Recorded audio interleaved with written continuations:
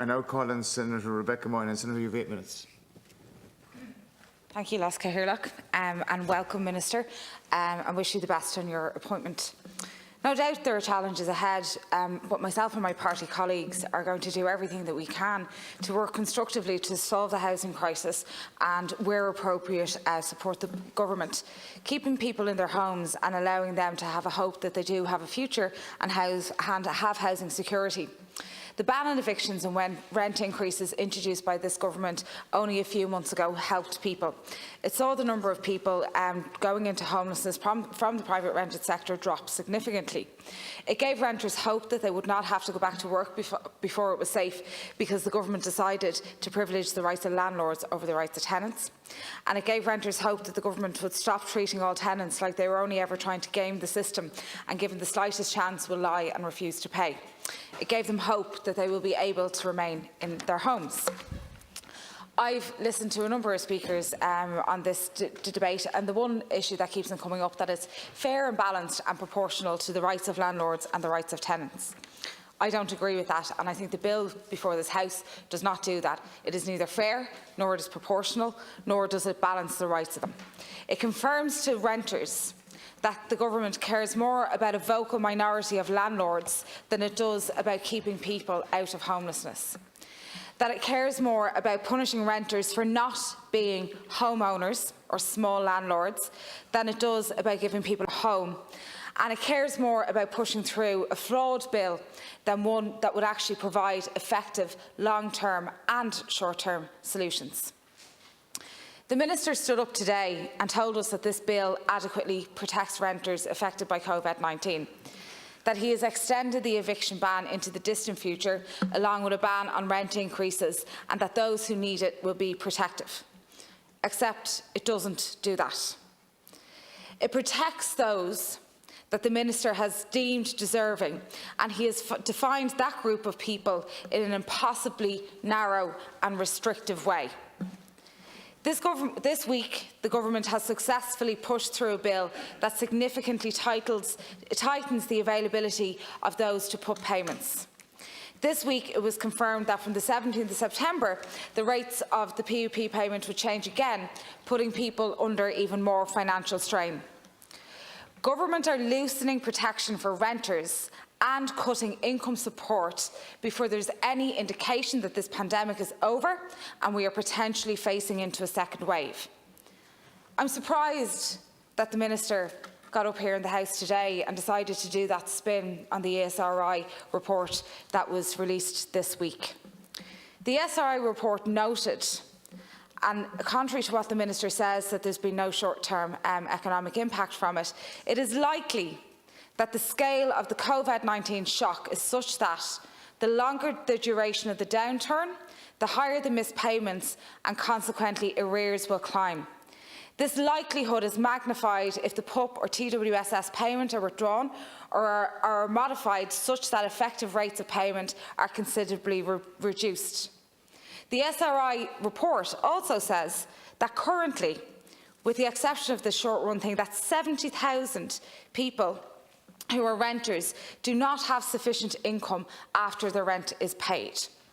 The Minister would do well to read the whole report and not selectively pull out the one or two sentences that supports his arguments. This bill does not provide any effective mechanism for dealing with the inevitably increasing rent arrears beyond involving MABs. It does not help much to create a payment plan for people when they don't have any money to pay with. The Minister has previously noted that many tenants in the private rented sector have not applied for rent supplement despite the temporary loosening of requirements. I have put down a couple of PQs which have been artfully dodged, which asked what communications campaign that the department did around rent supplement. It didn't even update its website in the middle of the pandemic. The first time I heard any minister refer to it was Minister Darragh O'Brien after he was appointed. But for the duration of the deep lockdown crisis, there was no communications plan involving this. What he has failed to acknowledge is because many still do not know they're entitled to it or even that rent supplement exists. Of the 700,000 or so people who received the PUP payment, only about 8,000 rent supplement claims have been made since March. The Minister and the Department must not repeat this backseat approach to informing people of the assistance available to them from now on. It is hard to believe then that the only real mechanism for dealing with rent arrears is something of an afterthought in this bill and does not provide any clarity for who it is actually the tenants that it's actually supposed to help.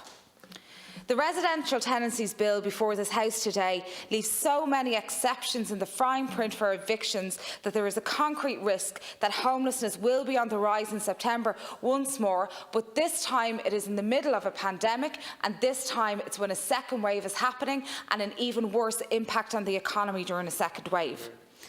The changes proposed by the Minister only give protection from eviction until January to those that can prove that they have been impacted by an extremely limited set of circumstances.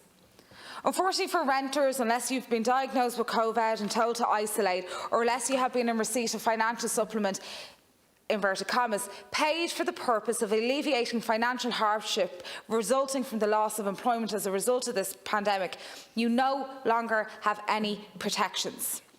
Even if you are one of this limited group, you still have problems because you are still not protected unless you serve a written declaration on the RTB and your landlord that proves that you are not only financially impacted but are in receipt of government supports, and that as a result there is significant risk that the tenancy will be terminated.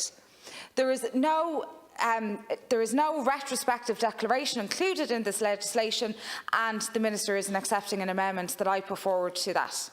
The Act does not provide any guidance to what might constitute that significant risk, and the self-declaration process is unnecessarily cumbersome, places the burdens on renters to prove that they deserve to stay in their home, and if they make a false declaration where there is no clarification around what that false declaration involves, they are then criminalised. No-fault evictions are back. Substantial renovation evictions are back. And evictions for the benefits of family members, including nieces and nephews, are back. At the same time, there's no provision to increase the staffing of the RTB for inspections and protections of renters. Worst of all, this bill provides for the introduction of an offence to criminalise tenants. It does, however, however, provide the same treatment for landlords who use the rest of the eviction exceptions under Section 34 to get rid of tenants after August the 1st in bad faith. If this House needed clear evidence of the thinking behind this bill, it is this provision. That is not fair and balanced, and that is not proportionate. It is not clear. It says a lot about this new government that it sees renters that this legislation has been left to the very last minute to be examined, amended and debated by both houses. All renters want is certainty on the status of their home, and leaving measures like this consistently until the last minute fails to do that. Thank you, Catherine, for being indulgent with me on time. Thank you.